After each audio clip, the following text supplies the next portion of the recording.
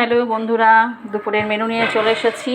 তো মেনুতে আছে গরম গরম ভাত, আছে শাক ভাজা, বেতর শাক ভাজা, আছে ভেজ ডাল, গাজর মটরশুঁটি ফুলকপি দিয়ে ভেজ ডাল, আছে ইঁচড় চিংড়ি, আর আছে মটন কষা, আর আছে পাঁপড়, আর আছে চাটনি, আর আছে শসা।